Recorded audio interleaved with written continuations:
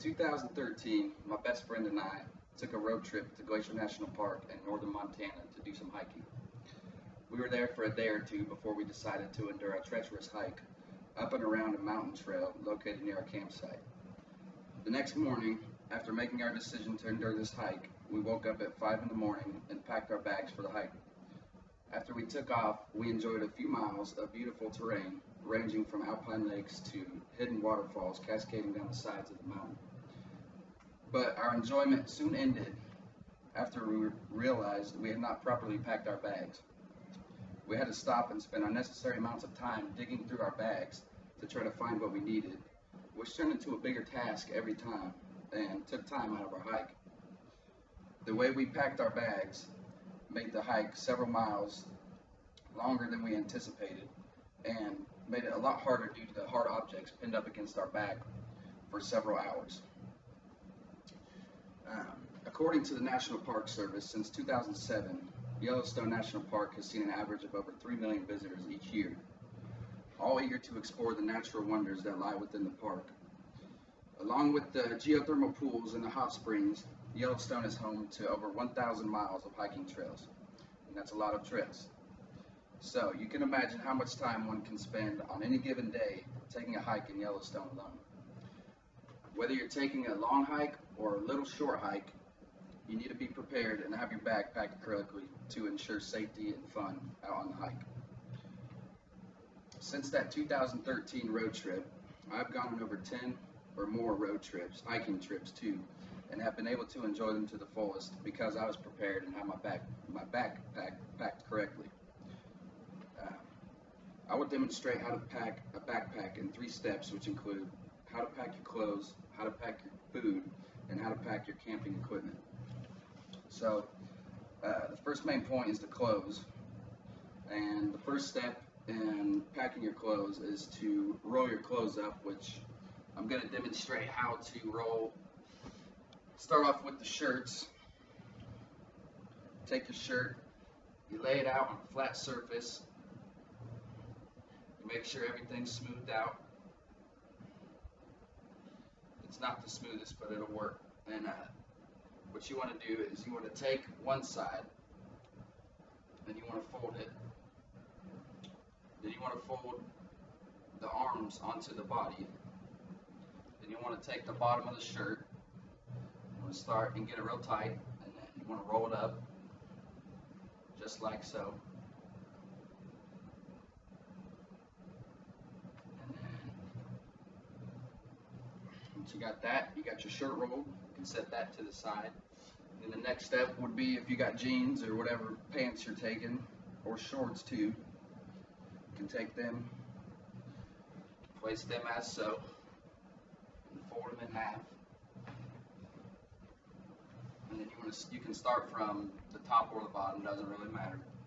You take it, and you do the same thing, you just roll it tightly.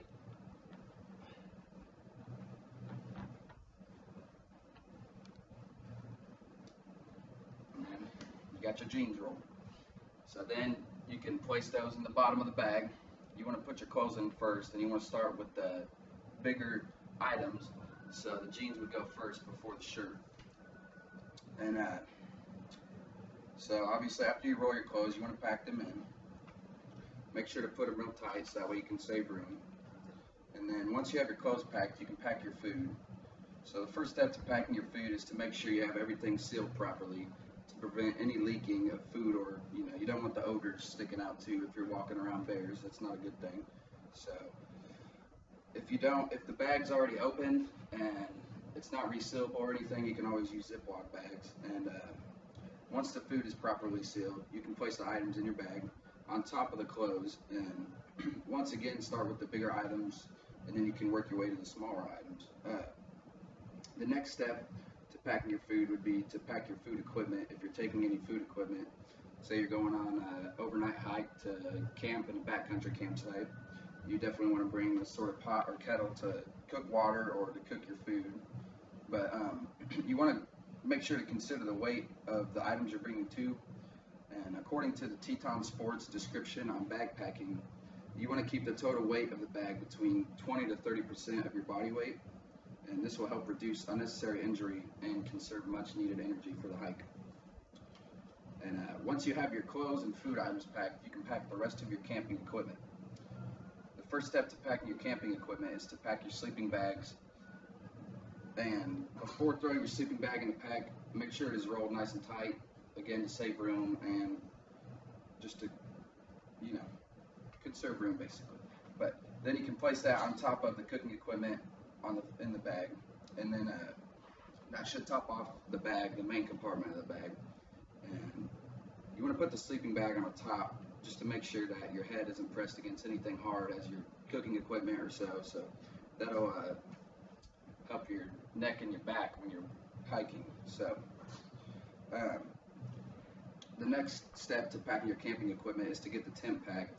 The tent will strap on the bottom of the outside of the pack using 2 straps. They're usually attached to the bag, and you want to make sure the tent is packed tight. Again, you want to conserve room. And usually, if you're gonna bring a tent with you on a hike, it's gonna be a small tent, so you probably won't have to worry about it if you're just going on a day hike. But if you're going again on a backcountry campsite, you want to make sure the tent's small so you can conserve room again, and it's lightweight. The final step in packing your camping equipment is to pack your easy access gear, and this is anything you might need to pull out quick or have easy access to during your hike. For instance, a pocket knife, a camera, water bottles, first aid kit. Those are some examples of those, but these items should be placed in the pockets of the outer pockets of the bag so you can have easy access to them. And you don't want to be digging through your bag to try to find a flashlight or a water bottle or anything like that. So, and make sure if you add any additional items to the pack that the weight is distributed evenly, and this will prevent any extra pressure from building up on one side of the bag and causing your body to take a toll from that. So, in conclusion, I have given you all the necessary knowledge to properly pack a hiking bag in 3 steps: packing your clothes, packing your food, and packing your camping equipment. And some important things that I'll go over again is make sure to pack the larger items first, and then always make sure that you pack your clothes before your food, and always make sure your food is properly sealed, and make sure you evenly distribute the weight of items in your pack, and never make the bag over 30% of your body weight. So always remember, pack smart and pack tight, and you will make it through the night.